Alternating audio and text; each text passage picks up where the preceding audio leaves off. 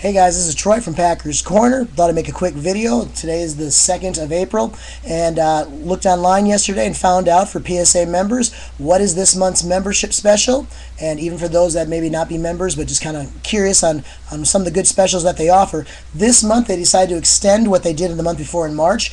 You can get yourself grades for $8 a piece. That's if you send in at least 5 cards.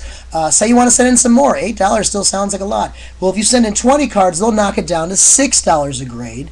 And well, what if I want to send in some more cards? They said if you send in 50 cards, they will grade each of them for $5 a piece. Now, all those cards that they're going to grade, they say they want to be less than $100, but generally the normal collector may send in a lot of cards like that, bulk-wise, to be graded. If you wanted to grade one a little bit more expensive, I would wait till maybe next month or the month after, maybe find yourself a deal that they do, unless you just send it in and get yourself your $10, $15 grade anyways. But anyways, just thought I'd throw that out there with this month.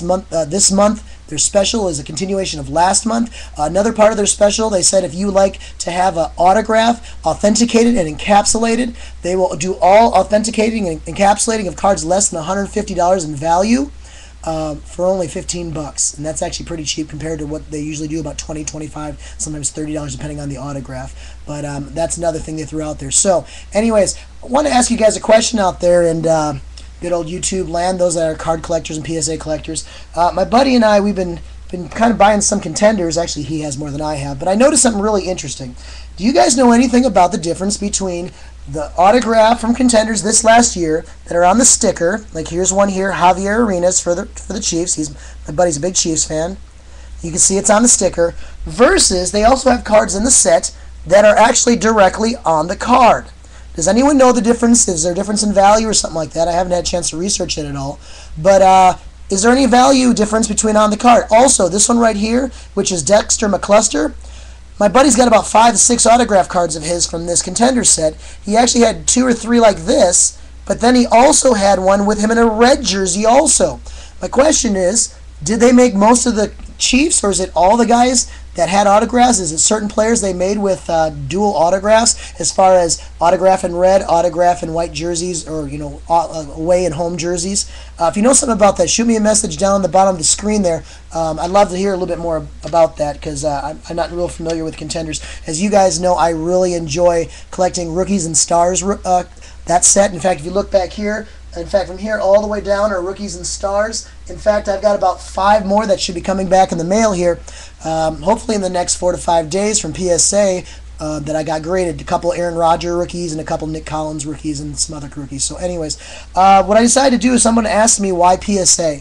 Why not go with another company, whether it be BGS, GAI, there's Mint, and there's all these other different companies. Why PSA? Why not just go ahead and go with one of those? Well, here's a great example of why. One, I bought this online. As you guys know, Rookies and Stars is what I like to collect. I don't have one graded. This is a 99 Aaron Brooks rookie. Rookies and Stars, as you can see here. And this is from the Mint Company. Now, I don't have anything against the Mint Company. Don't know much about them, but all I know is that they graded this as a 10. On the back of the card, they do an excellent job of actually showing what the grade is for the card. And see if you can see that. 10 centering, 10 surface, 10 edge, 9 surface. So, for 99 cents with shipping and handling, I think I paid $2-3 for this card. I figured I'd get it and give it a shot. When I got it in the mail, I looked real close at it, and this is the exact reason why PSA. This card, if it was sent into PSA, would not get a 10. There is no way in heck it would. One, this corner down here actually is dinged. It's encapsulated with a dinged corner. On top of that, this edge over here isn't even cut very well. So they said that the corners and the edges are a 10. That is bogus. In fact, baloney. Why PSA? Hey, I don't have anything against the other companies. BGS, I'll tell you one thing. I love BGS. The fact that they go ahead and they actually put the grades on the card to let you know what it is. And also BGS does do jersey cards and doesn't have to put them in the mammoth cases. It's just a little bit of a thicker holder. I like that. But PSA, why PSA? Well, first of all, PSA does a lot more vintage than BGS and all the other companies. They've been doing vintage for so long. Baseball, football, hockey, all of it. Football. They've been doing it longer than anything else. You don't believe me?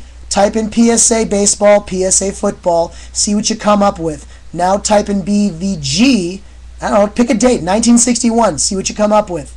BGS, the results won't be the same. The other reason why PSA is because, hey, if they can authenticate presidential things, historic documents, autographs of Abraham Lincoln, and all these other great and important events in history, I think they're probably well qualified enough to encapsulate a card and grade a card.